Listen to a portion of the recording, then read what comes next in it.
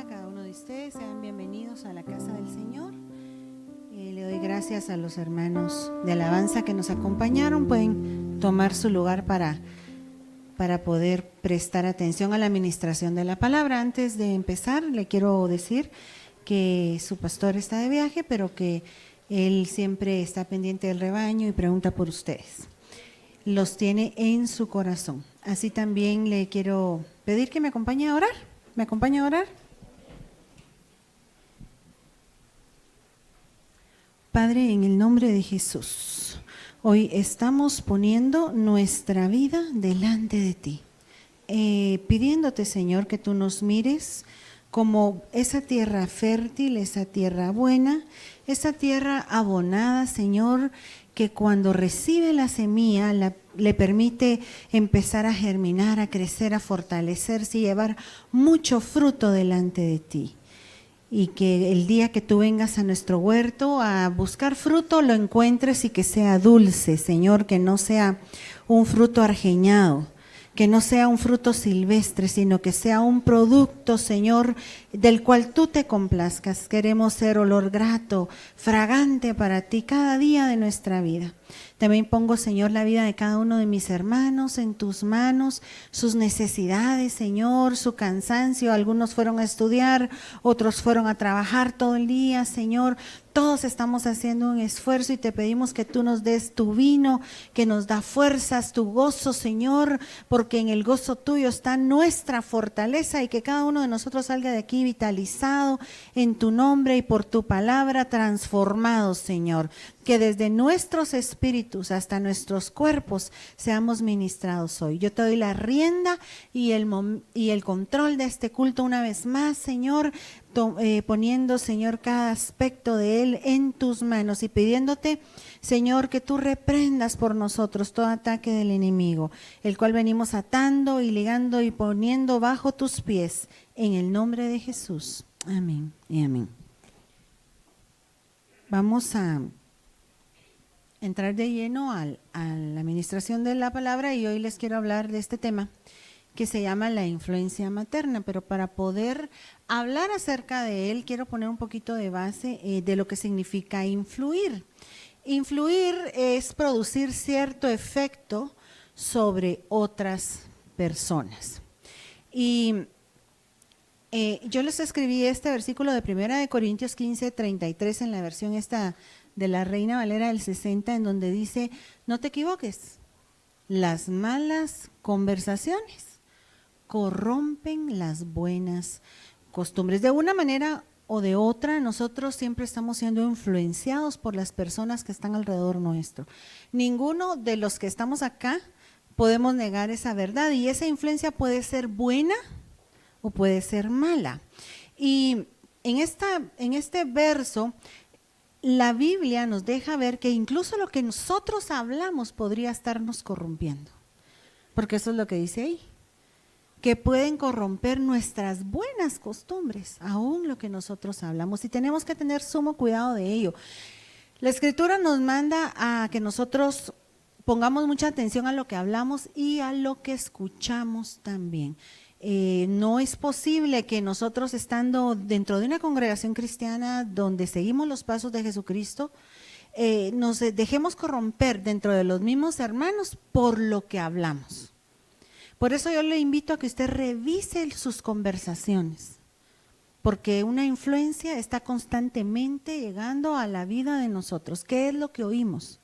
¿Qué es lo que hablamos? ¿Por qué me permito yo que me hablen las cosas que me hablan? Amén. Podría poner ejemplos, pero vamos a avanzar en el tema. Aquí estamos viendo la influencia de un primo sobre otro primo. En 2 de Samuel 13, versículos 2 y 3. Y estaba Amnón angustiado hasta enfermarse por Tamar, su hermana, pues por ser ella virgen le parecía a Amnón que sería difícil hacerle cosa alguna. Imagínense ustedes ese escenario. Y Amnón tenía un amigo que se llamaba Jonadab, hijo de Simea, hermano de David. David era el papá de él, ¿verdad? Por eso le digo que él era su primo. Y Jonadab era un hombre muy astuto. Entonces aquí voy a tocar varios puntos. El primero es que los amigos, los primos, pueden ser una mala influencia sobre nosotros. Un consejo de este muchacho pervirtió al hijo del rey y él violó a su hermana después de que él le aconsejó cómo hacerlo.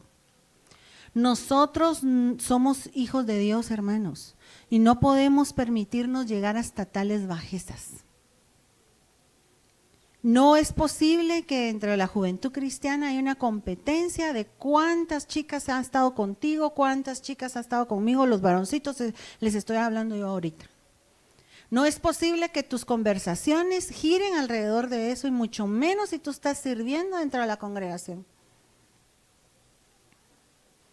Yo tuve reporte de 2 jóvenes en la puerta sirviendo, hablando acerca de eso y por eso es que yo estoy trayendo a colación esto. No es posible. No quiero ahondar más en el asunto, pero los responsables háganse cargo de sus palabras. Yo te quiero decir que un día vamos a estar delante de Dios dándole cuentas. Y yo creo que todos tenemos eso muy fresco el día de hoy precisamente. Que un miembro de la congregación ya está en la presencia del Señor. Entonces, por favor, y era un joven. Yo no estoy diciendo que él se fue mal. Eso no malinterprete lo que estoy diciendo. Yo estoy diciendo que los jóvenes que están aquí, yo tengo la obligación de decirles que revisen su campamento, que revisen sus conversaciones, porque las malas conversaciones puede ser que los estén corrompiendo. Por favor, comportémonos como lo que somos, como hijos de Dios y como cristianos. El Señor Jesucristo dice la Escritura en Efesios 2 que Él ya dejó las huellas para que nosotros caminemos en las huellas que Él dejó. Entonces ahí está claro.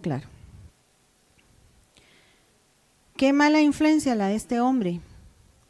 Y esa palabra astuto, fíjese usted que se puede traducir que él era un hombre muy inteligente, y a veces cuando nosotros tenemos amistades que miramos que son brillantes en su mente, pudiera ser que cayéramos en el error de dejarnos influenciar por ellos. La Escritura nos deja ver a nosotros que si nosotros nos vamos a dejar influenciar, tiene que ser por la palabra profética más segura, a la cual nosotros hacemos bien en estar atentos. Todo lo que guía nuestra vida y lo que influencia en nuestra vida debe estar alineado con lo que dice la Biblia. La Biblia es el manual del fabricante que Dios dejó para nosotros. Así como, digamos, usted compra un electrodoméstico nuevo y trae un manual y te dice cómo se usan las cosas, así la Biblia es un manual para nosotros. Y el buen uso o mal uso que nosotros demos del producto va a dar un resultado distinto a cada quien. La palabra ya está trazada y nosotros solo tenemos que seguirla. A veces nos complicamos la vida y lo que Dios nos está pidiendo no es tan grande, no es tan grave. Y cuando uno pasa ese espacio a obedecer a Dios y se da cuenta que los beneficios son tantos y se da cuenta que las satisfacciones son tantas y que vivir conforme al corazón de Dios es tan hermoso para uno y que todo te empieza a salir bien. Eso es muy bueno, porque nunca el plan de Dios fue malo para nosotros. Deuteronomio usted lee que dice, ¿quién diera que tuviesen tal corazón que me temiesen ellos y sus hijos, para que les fuera bien por siempre? El plan de Dios es que todo nos salga bien a nosotros, pero el humano tiende a ser rebelde. Las rebeldías nunca van a traer nada bueno para nosotros, porque ¿qué hacía usted con su hijo que hacía berrinche, que hacía rabietas? Ay, tan lindo el nene, le decía a usted, y lo acariciaba y le daba lo que quería. O le daban ganas de darle un supar bien puestas. ¿Verdad que de eso daban ganas? Porque la Biblia dice que corrijamos con vara al niño.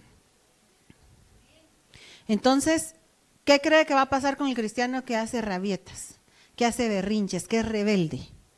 Usted imagínese el escenario. Astuto. Muchas veces por nosotros ver astucia en otras personas podemos pensar que ellos les esté yendo mejor que a nosotros y nos pudiéramos estar dejando influenciar por su consejo, y tenemos que tener cuidado. Porque si a mí me va a venir a aconsejar a alguien, que sea alguien que se está consagrando para Dios. ¿Por qué voy a seguir yo el consejo del impío? ¿Quién es el impío? Es el cristiano que no está bien portado, que fue pío y ahora ya no es pío y por eso es impío. Porque la Biblia en este aspecto nos deja ver 3 tipos de personas. El justo, el pecador y el impío. Dice la Escritura, si el justo con dificultad se salva, ¿qué va a ser del impío y del pecador? Entonces estamos viendo ahí 3 tipos de personas. El pecador es el irredento que no ha aceptado a Cristo. El impío es el que es cristiano, pero su conducta se parece más a la de un inconverso. Y el justo es el que, justificado por Cristo, está dando fruto de justicia constantemente. ¿De qué grupo quiere ser usted? Si el justo con dificultad se salva, ¿a dónde irá a parar el impío y el pecador? ¿Cuántos quieren ser aprobados en aquel día? Tenemos que tener cuidado con quién nos está hablando, quién nos están diciendo, qué cosas están corrompiendo nuestra vida. Este hombre dice era un hábil, porque eso también significa era maestro. En cierta manera se convertía en un maestro para este muchachito Amnón. Su primo se convirtió en un maestro para él. Tipos de personas que pueden influenciarnos, recapitulando lo que voy diciendo, nos pueden influenciar los amigos, nos pueden influenciar los parientes, así como los primos. Nos pueden influenciar entonces los maestros también. De hecho, los maestros nos han influenciado. ¿Cuántos se recuerdan los maestros que tuvieron en la escuela cuando eran pequeños y que todavía dejaron una huella en nosotros, aún los maestros de escuela bíblica, de escuela dominical? Digamos, yo conozco jovencitas aquí que nunca se les olvidaron enseñanzas de escuela dominical que causaron una influencia en su vida y que todavía al día de hoy esas enseñanzas les están guiando. Mire qué demanda la que nos pone en nosotros el Señor en cuanto a estar nosotros del otro lado como primos de alguien para aconsejar a alguien. ¿Qué estás aconsejando tú? Es la pregunta. Como amigo de alguien, si tú estás aconsejando a alguien. Como maestro, si tú estás enseñando en la congregación. Y el problema es que aquí dice que él era sabio, pero en Santiago 3:15 nos deja ver la Escritura que no solo la sabiduría de Dios pudiera estar morando en alguien, sino que también hay personas que su sabiduría es terrenal y nos pudieran apantallar. ¡Wow! ¡Qué sabiduría! Pero hay que establecer si esa sabiduría no es terrenal, si no es natural o si no es diabólica. ¿Y cómo, hermana pastora, puedo yo establecer si la sabiduría es de Dios o no? Si la sabiduría de esa persona que me está influenciando proviene de Dios. Entonces yo te quiero decir hoy que la conducta de esa persona define de dónde viene su sabiduría. Porque en los versos anteriores, mire, le voy a volver a mostrar. Estábamos leyendo el 15 y ahorita me voy a regresar al 13:14. Dice, ¿quién es sabio y entendido entre vosotros? Si es sabio, que muestre por su buena conducta sus obras en mansedumbre de sabiduría. Pero si ustedes tienen celos amargos, tienen ambición personal en su corazón, no sean arrogantes y así mintáis contra la verdad. Entonces, la conducta de alguien me va a definir a mí si esa persona, su sabiduría es de Dios o no. Porque alguien puede saberse la Biblia como un loro repite las cosas. ¿Y de qué sirve si el loro no entiende qué es lo que está diciendo? Levántate, Aragán, levántate. Porque la mamá decía eso todas las mañanas. ¿Y el loro sabe lo que está diciendo? No, no sabe. Mi papá tenía un lorito que decía, corre, corre, corre, correcto. ¿Y qué estaba diciendo el loro? No sabía lo que estaba diciendo, porque el loro repite y repite y repite, y a veces hay cristianos que están llenos del conocimiento de la palabra, pero esa palabra se les quedó en la cabeza y no les bajó al corazón, mucho menos a los pies para conducirse en esa verdad. Examina tú tu vida hoy. El Señor dice que hay un ser que tiene ojos por dentro, por fuera y por dentro, y los ojos por dentro son para ver nuestro interior. Mírate a ti mismo, mira si no has estado, como dice aquí, en celos amargos. Y cuando la Biblia habla de celos, también se refiere a envidias. Envidias tú a los demás. No, la envidia no tiene que ser solo por cosas de tipo monetario o bienes que la otra persona tenga. La envidia puede ser porque esa persona tiene un privilegio que tú quisieras. También, examínate si no tienes envidia amarga, ambiciones personales. Y lea o apunte, los que están apuntando en 1 Corintios 11:1, el Señor Jesucristo dijo, ustedes imítenme a mí. Bueno, no es el Señor Jesucristo, es Pablo el que está hablando. Dice, sean imitadores de mí como yo lo soy de Cristo. Esa es 1 Corintios 11:1. Entonces, si Dios nos está diciendo a los que vamos adelante de un grupo, que los guiemos y que los instemos a seguirnos a nosotros, en lo que nosotros seguimos a Él, al Señor Jesucristo. Cuando el Señor Jesucristo enseñaba, dice que la gente se maravillaba de sus enseñanzas, porque cuando Él enseñaba, enseñaba como uno que tiene autoridad. Y eso los religiosos de la época enseñaban, pero no enseñaban con la autoridad con la que Él enseñaba. La causa era lo que escribe Lucas. Lucas era un médico que él escribió también el libro de Hechos. Y él escribe en Lucas 1:1, en mi primer tratado, oh Teófilo, dice, te empecé a mostrar las cosas que Jesucristo hacía y enseñaba. Y esa era la victoria de nuestro Señor, que Él enseñaba las cosas que Él hacía. Esa era la solvencia que Él tenía. Por eso la gente se maravillaba de lo que Él hablaba, porque lo que Él les estaba enseñando lo llevaba a la práctica también. Y eso es lo que uno tiene que ver en las personas que le están influenciando a uno, su conducta. En Hebreos 13:7, pero en esta versión, pueblo de Dios, así se llama, ¿no? Palabra de Dios para todos. Tengan en cuenta, dice, a sus líderes que les enseñaron el mensaje de Dios. Piensen cuál fue el resultado de su buena manera de vivir e imiten lo que ellos creen, porque la fe es lo que yo creo. Y en la versión de las Américas dice, considera el resultado de su conducta. ¿Quién me va a aconsejar a mí? El que sabe la palabra, pero su vida es un desastre. O aquel que está siguiendo las pisadas de Cristo. Aquel que quizás no se sabe muchos versículos de la Biblia, pero su vida es un compromiso continuo con Dios. Examine usted del otro lado como el que aconseja cómo se está conduciendo, qué testimonio está dando, qué concepto tiene la gente de su vida, qué impresión le dio a usted a esa persona con lo que le dijo, con lo que le habló, cómo es la influencia que usted está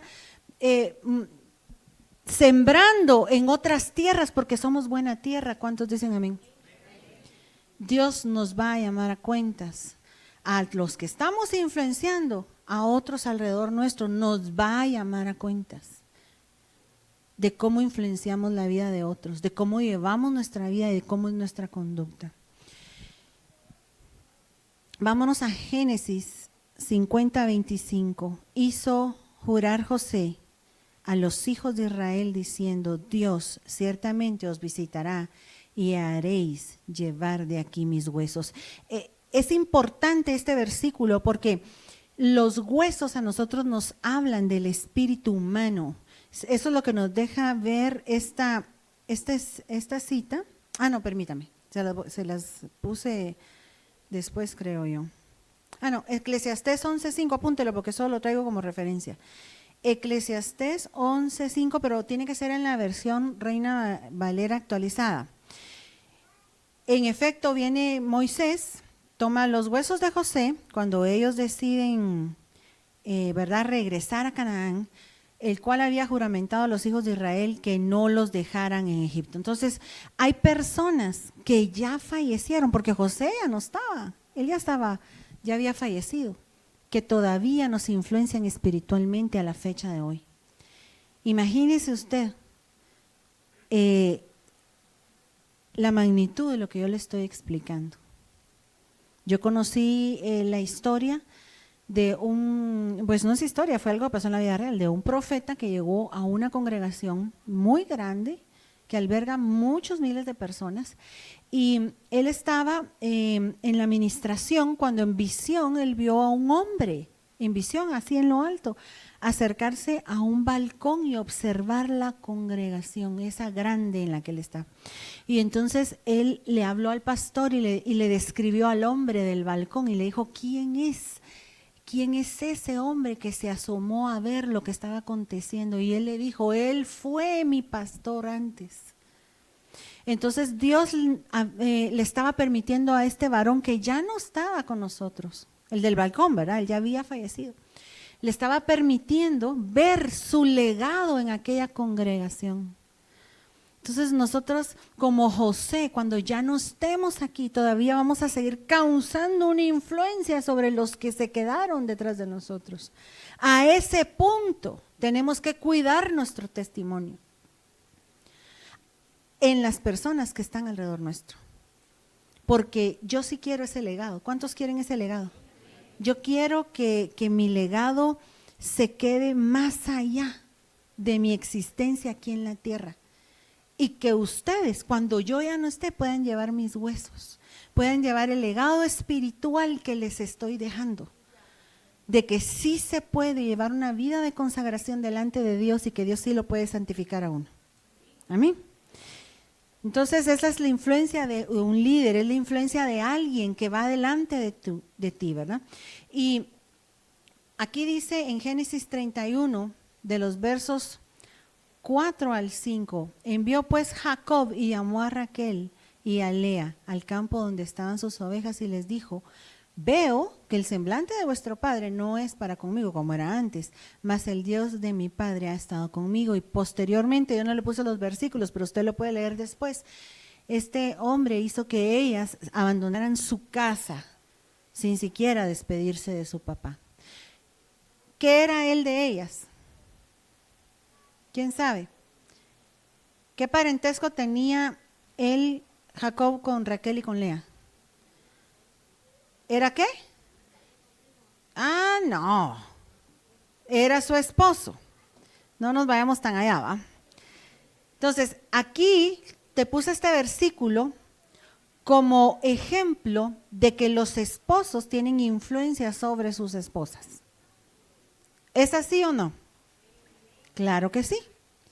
Los esposos tienen influencia sobre sus esposas. Estas mujeres ese día, ellas ya estaban casadas y con hijos, ya le habían dado nietos a Labán y no les importó.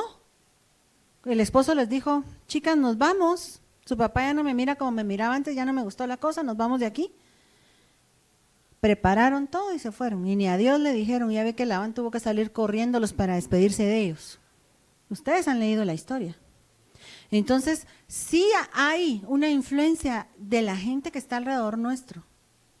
Y hasta aquí, para recapitular, hemos visto la influencia de lo que puede tener un amigo sobre tu vida, de un primo, que lo vamos a tomar como un pariente, de un maestro, de un sabio, de un líder, y en este caso de un esposo.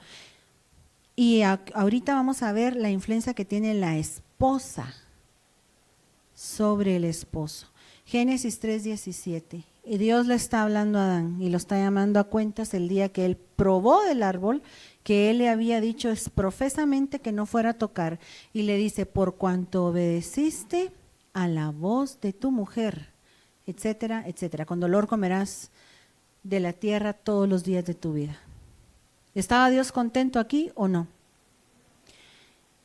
Esta es la influencia de una esposa sobre su esposo, pero no de acuerdo al corazón de Dios. Y ahí nos ponemos una demanda nosotras.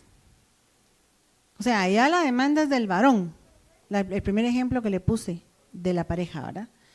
Y aquí la demanda es para nosotras, porque mire, tenemos que tener cuidado nosotras las mujeres de no manipular a nuestros esposos.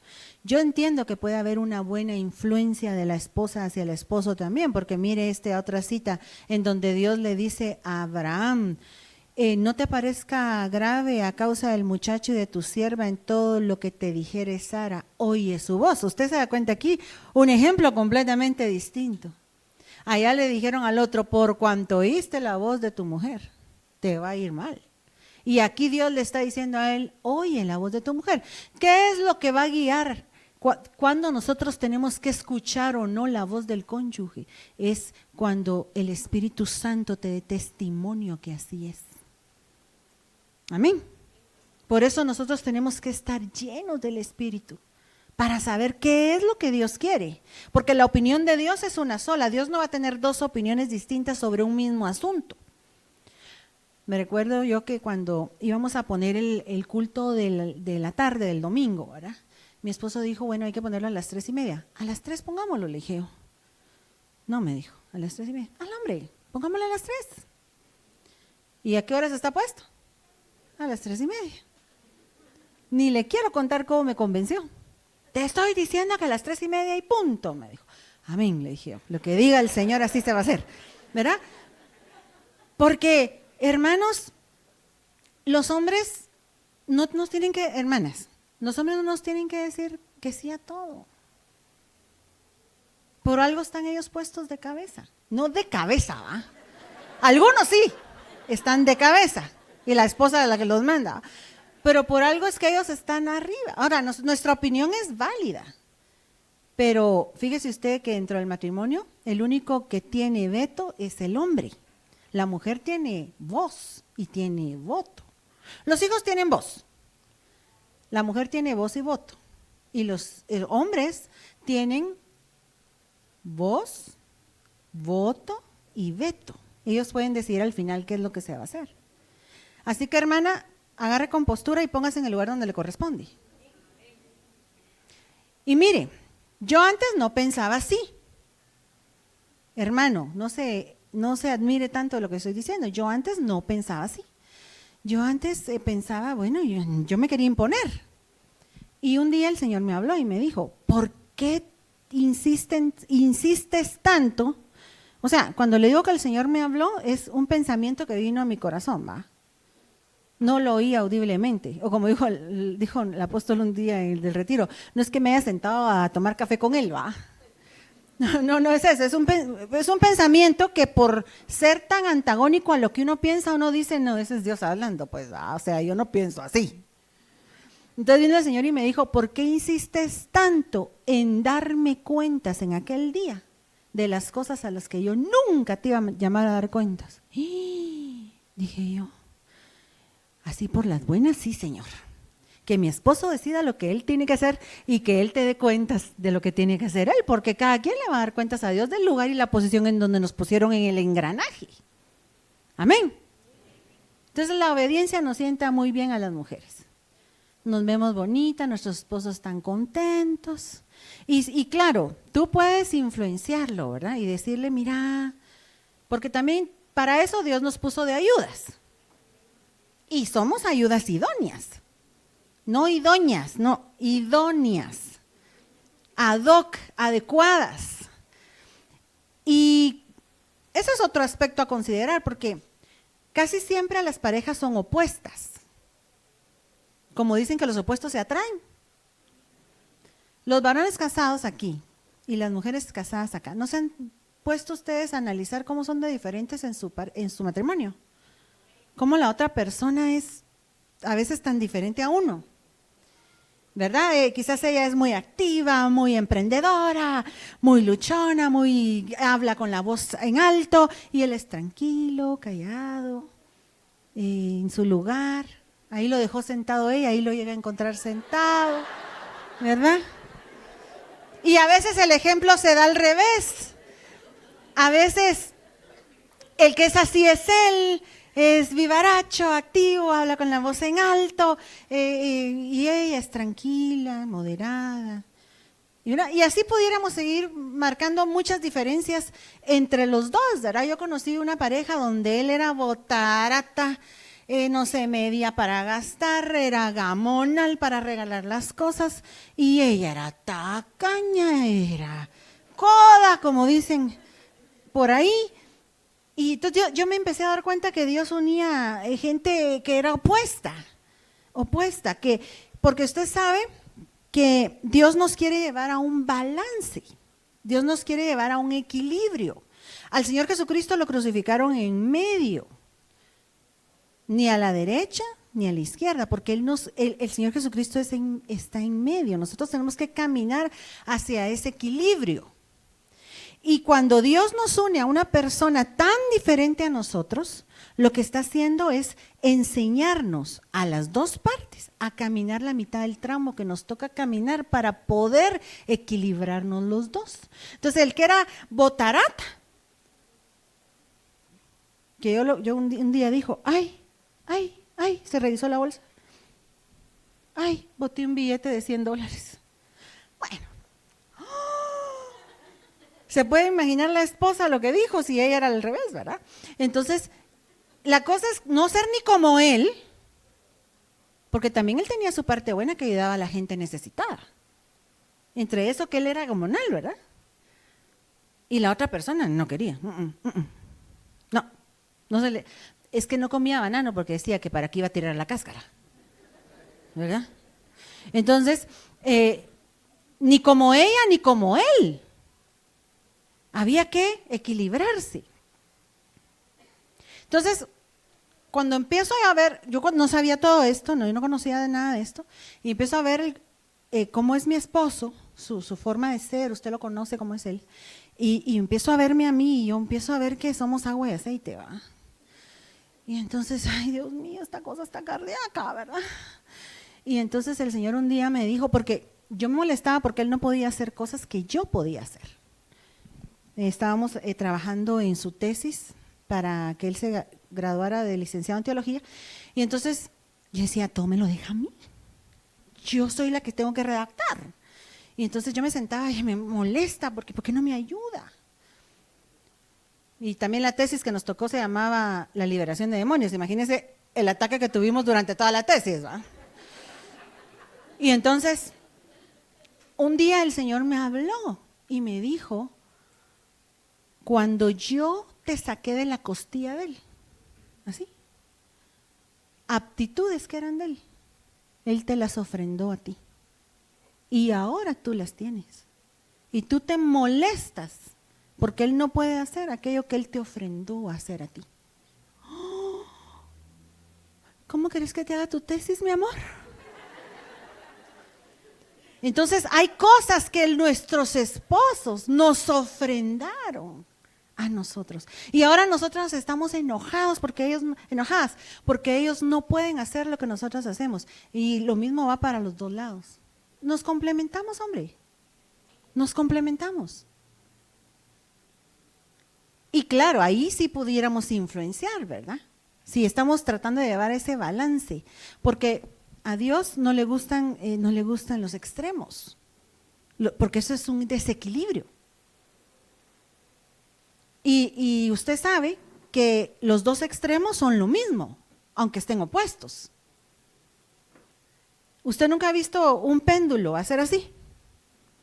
El envión del péndulo de este lado inevitablemente lo lleva al otro.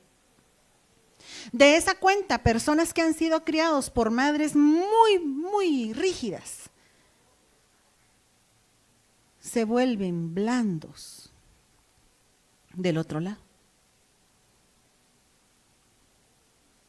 Y al revés, congregaciones que han sido legalistas tienen que tener cuidado de no caer en libertinaje. Y así, podríamos seguir poniendo muchos ejemplos.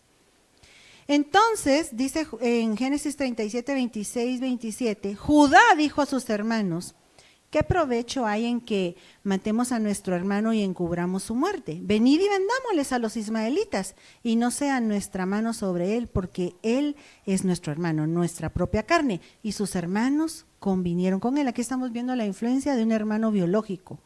pero también lo podemos ver como la influencia de un hermano de la congregación. Ya lo convencí de que la gente que está alrededor de nosotros sí nos influencia, ¿va?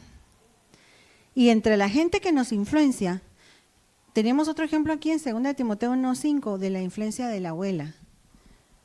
Mira hasta dónde lo muestra Dios. Qué lindo que la abuelita de nosotros, o si tú eres una abuela, puedas influenciar en el evangelio a tus hijos. Porque aquí dice que lo que él había heredado de ellas era la fe no fingida de ellas.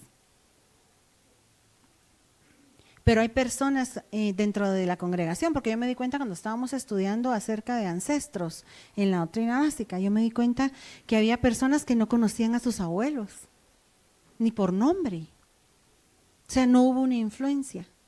Pero si Dios te ha llamado a ti a ser abuelito, si Dios te ha llamado a ti a ser abuelita, procura dejar ese legado en tus nietos. Si tú no pudiste con tus hijos, tú puedes volver a hacer un segundo intento con tus nietos y hablarles del evangelio, inculcarles lo que es del Señor, hablarles de Jesucristo y causar esa buena influencia. Y en cuanto a lo que es la madre, que es donde yo me quiero detener un poquito más, el instinto materno, mire, yo se lo anoté ahí, proviene de una hormona llamada oxitocina, conocida también como hormona del comportamiento materno. La madre segrega esta hormona al entrar en contacto piel con su hijo recién nacido y contribuye a que la madre lo ame. Y cada vez que se abraza, se besa o se carga en brazos al bebé, la mamá genera esta hormona que se llama oxitocina y también endorfinas. Ambas son secreciones asociadas al placer. Por eso es importante dejar a las niñas jugar con muñecas cuando son chiquitas, porque ellas están experimentando este tipo de comportamiento materno que según la Biblia tiene que haber. Me explicaba Paola, usted sabe que Paola es psicóloga, ella fue a una capacitación y ella me contaba que el último boom era que habían carreteras neuronales que se conectan cuando uno ha tenido buena comunicación con su mamá cuando uno es pequeño. Entonces el enemigo, conocedor de esta verdad, ¿qué va a tratar de hacer? Va a tratar de estropear este contacto físico con la mamá. Entonces yo quiero hablarle hoy aquí a la gente que su influencia materna no fue la que debería de haber recibido cuando era niño. Le estoy hablando a personas con una madre ausente. Le estoy hablando a personas cuya madre fue una mujer muy dura, muy estricta. Le estoy hablando a personas que quizás su mamá no fue dura, pero ella era inexpresiva. ¿Cómo hizo el enemigo para romper la administración de esa madre sobre sus hijos? Fácil. Se me imagina a mí, ¿verdad? No me pide el versículo, pero se me imagina que una forma de hacerlo es aquellas familias tan numerosas que habían antes y que quizás a la última niña de la casa ya no la atendían como a los demás. Y como eso no se desarrolló en esa niña, ella tampoco lo puede poner en práctica con sus propios hijos. ¿Por qué estoy tratando de ir al fondo del problema? Porque cuando nosotros vamos al fondo del problema podemos perdonar a la persona. Madres violentas, hermanos, que en vez de crear vínculos con sus hijos, lo que hicieron fue destruir todo tipo de comunicación. Madres que se han empeñado en hablar mal de unos hijos con otros. La Biblia habla en 1 Corintios 10:10 que la murmuración es una destrucción para uno. Y esas madres lo que hacen es destruir la unidad familiar. Nosotros tenemos que tener cuidado cómo estamos influenciando a nuestros hijos. Lo quiero ver desde dos ángulos. Las que están ahorita en su papel de madres, para que enmienden lo que están haciendo mal. y aquellos que ya estamos criados y que ahorita todavía a estas alturas venimos arrastrando cadenas que nos pusieron nuestras propias madres.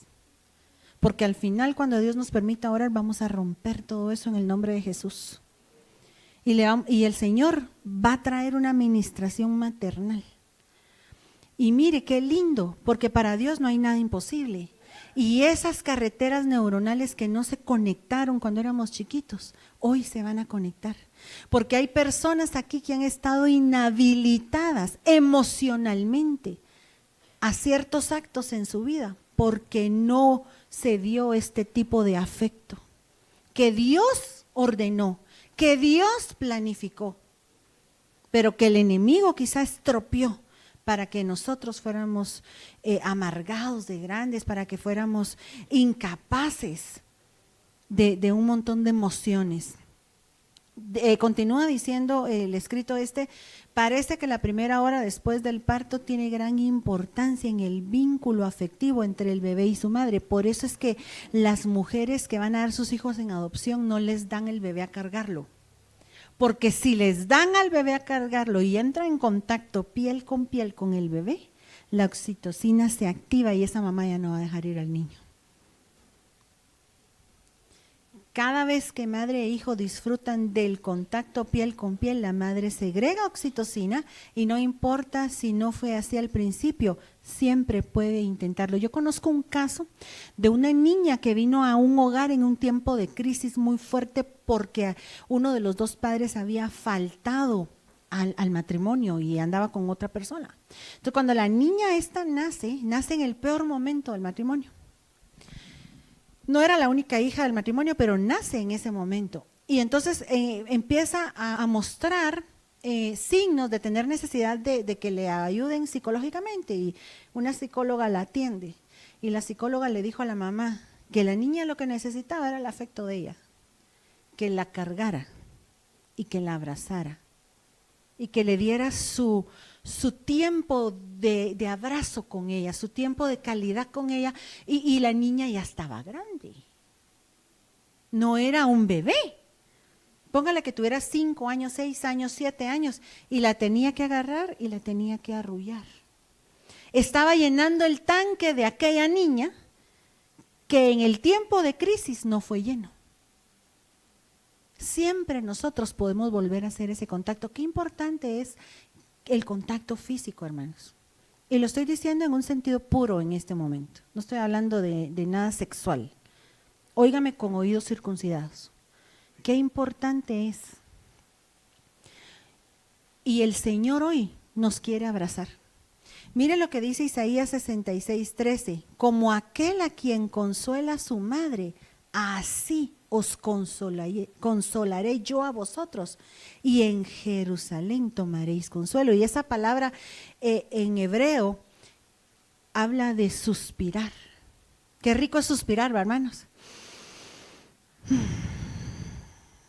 Compadecer. Es Dios compadeciéndose de nosotros como una madre. Es aliento, y usted sabe que cuando en la Biblia nos habla de aliento, nos está hablando del espíritu, porque esa palabra aliento es ruaj. Y ruaj significa aliento, significa espíritu. Cuando Dios sopla sobre Adán aliento, está soplando espíritu de vida en él. Es la misma palabra. Y eso nos da vida. Aliviar. ¿Cuántos aquí necesitarán alivio, consuelo, misericordia, satisfacción? La administración de Dios. Ahora, es cierto, la mamá genera oxitocina cuando tiene al bebé y endorfinas y todo, pero hay excepciones. Hay mamás que son malas. Y esta cita nos lo deja ver en Ezequiel 16, del 4 al 5, porque uno podría estarse preguntando ahorita, pero ¿y entonces? ¿Por qué apareció ese bebé en la basura? ¿Por qué dejaron en el barranco a ese niño envuelto en periódicos? Fuiste como un bebé abandonado, dice. Como un bebé abandonado al nacer. Nadie te cortó el cordón umbilical. Nadie realizó la ceremonia de bañarte con agua para purificarte. Nadie te frotó con sal para desinfectarte ni te envolvió en pañales. Nadie te mostró la mejor compasión ni te consoló. El día que naciste y fuiste rechazada y abandonada, la persona que ha vivido esto de bebé, ese rechazo y ese abandono le va a acompañar siempre si Dios no interviene y llena a esa persona. Hay hombres que no pueden entablar una relación sana con una pareja del sexo opuesto porque la mamá los quebró de niños, porque la mamá les hizo mucho daño con su trato o con su abandono. Pero nuestro Dios, que es tan lindo, nos dice en el Salmo 27:10, aunque mi padre y mi madre me dejaran, con todo Jehová me recogerá, porque Él es un Dios bueno. Y Él se constituye para ti en padre y en madre. Nuestro Señor es todo en todo para nosotros. Hay un versículo que dice que Él es nuestro hermano mayor, que Él no se avergüenza de llamarnos hermanos. Y Él también dijo, mi madre y mis hermanos son los que hacen la voluntad de Dios. O sea que si tú perdiste un hijo, Dios puede suplir hasta la necesidad de ese hijo. Porque Él dice, yo llamo madre a los que hacen la voluntad mía. Entonces el Señor Jesucristo puede ser el hijo que perdiste, el hermano que te falta, el padre que te rechazó, la madre que te abandonó. Él puede suplir todas tus necesidades. No necesitamos más. Él es todo para nosotros. Ahora miremos los dos lados del péndulo que le estaba diciendo. La vara y la reprensión dan sabiduría, pero el niño consentido avergüenza a la madre. Y note que no avergüenza al papá. Hermanas, ¿se están oyendo? El niño consentido es vergüenza de la mamá. Dios le dio a la madre el poder de dar a luz, pero con ese poder le está dando una demanda. Nosotras estamos formando o deformando hijos. Porque querramos o no querramos, somos una gran influencia para ellos. De hecho, creo que una de las mayores influencias para los niños es la mamá. ¿O no? Llega un momento en que la mamá lo es todo para el niño. Y eso es normal porque ellos vienen indefensos. Y su única manera de subsistir en el planeta Tierra es por la ayuda de su madre. De un ser adulto, ¿verdad? De su madre es el mejor de los casos.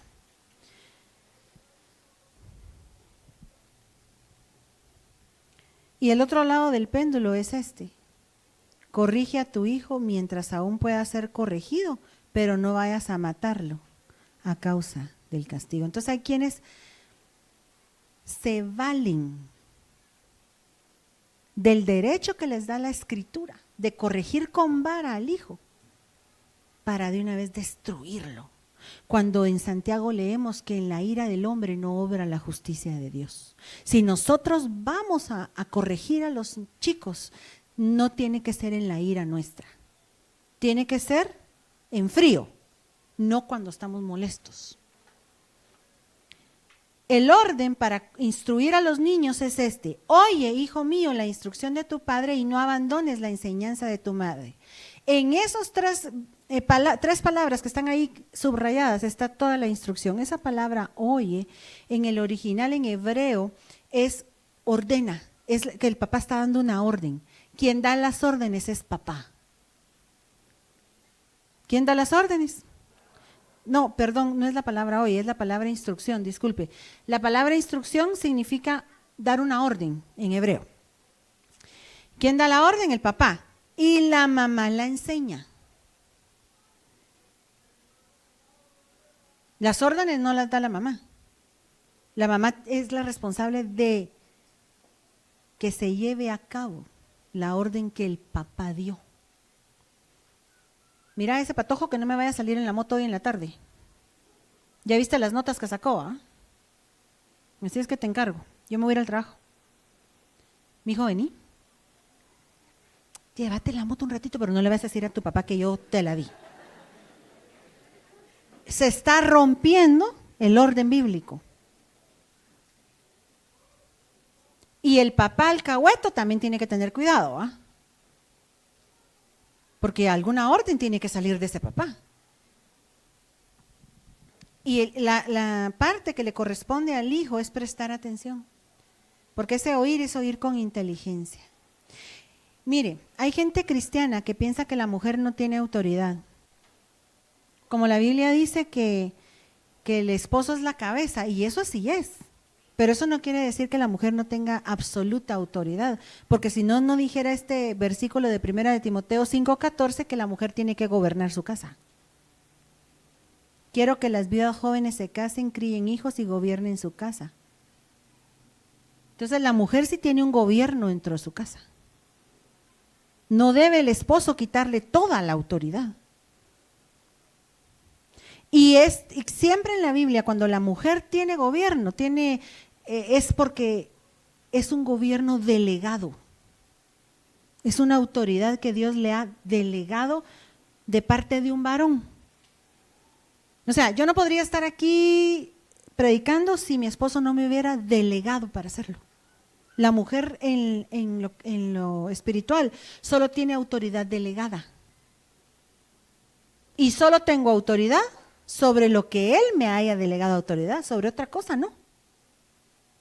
Amén. Recuérdese que Dios trabaja en jerarquías, hágase todo decentemente y en orden. Y ese en orden, en el original, es en jerarquías, en una sucesión fija de rangos, dice. Entonces, dentro de las congregaciones, en lo espiritual, en las casas, en el gobierno, Dios dejó un orden en todo, para que siempre nosotros tengamos a quien sujetarnos, porque aún mi esposo se tiene que sujetar bajo autoridad. Todos nos tenemos que sujetar bajo autoridad.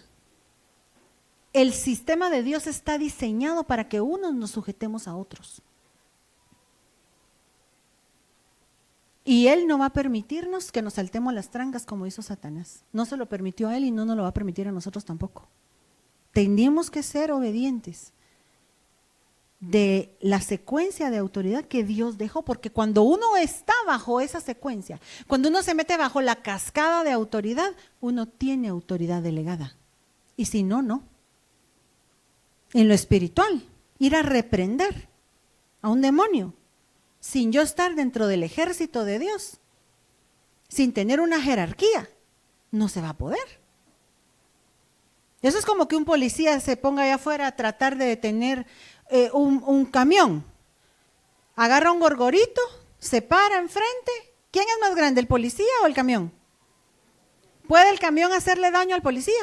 Si le pasa encima, lo puede matar. Pero su uniforme, que es su delegación de autoridad, le permite tocar el gorgorito y detener el camión. Y le cuento que el camión se detiene. Porque ese uniforme dice, entre comillas, representa a todo el cuerpo de policía.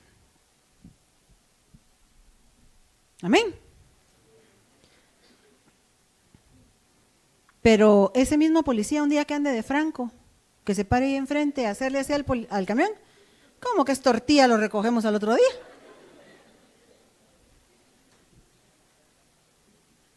Tenemos autoridad solo delegada. Eso fue lo que le dijo el Señor a aquel centurión. ¿Se recuerda? No he visto fe como la tuya en Israel. ¿Y cuál era la fe que él tenía? Que él le dijo, Señor, no es necesario que vayas a mi casa.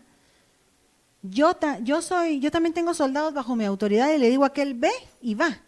Y le digo a aquel ven y viene. Entonces tú solo di la palabra de sanidad sobre mi criado y mi criado se va a sanar. O sea, él conocía, como era soldado, él entendía perfectamente bien cómo trabajaba la autoridad de Dios. Por delegación.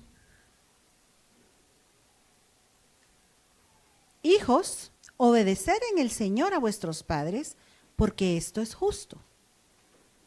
Note que si vamos a obedecer a nuestros papás es en el Señor. Porque siempre tengo que poner un equilibrio en lo que estamos hablando, ¿va? Es que fíjese, hermana, que mis papás dicen que me estoy volviendo fanática y que ya no venga a la iglesia. No, es que si vamos a obedecer, que sea en el Señor. En el Señor es una jerarquía, es un estatus alto. Porque no, aparte es Cristo en nosotros, la esperanza de gloria. Y aparte es nosotros en Cristo. Nosotros en Cristo ya hubo una evolución. Ya el Señor nos digirió a nosotros. Ya somos espirituales.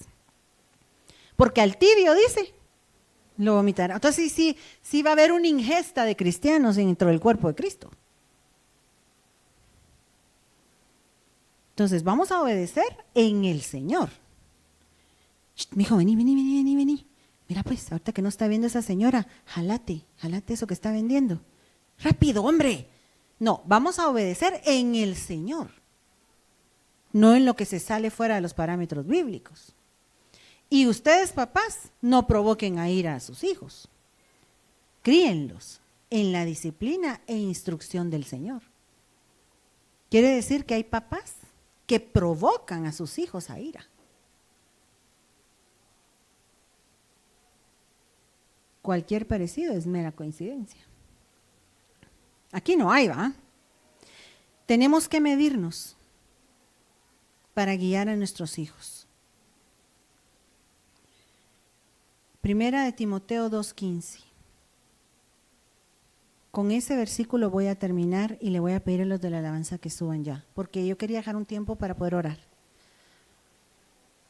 Aquí dice que la mujer se salvará engendrando hijos. Y le pone requisitos. Si ella permanece en fe, amor, santificación y modestia. Ahora mire, vamos a ver varias cosas aquí, en el tiempo que nos queda. Para empezar, la mujer no puede engendrar biológicamente. La mujer concibe, el hombre engendra. ¿De qué está hablando aquí entonces? De que nosotros tenemos que engendrar, hermanas, con la palabra a nuestros hijos. La palabra es una semilla, es un esperma. La palabra semilla en griego significa esperma, es un esperma que vamos a dejar en nuestros hijos. Aún las mujeres que nunca han tenido un hijo pueden engendrar hijos a través de la palabra.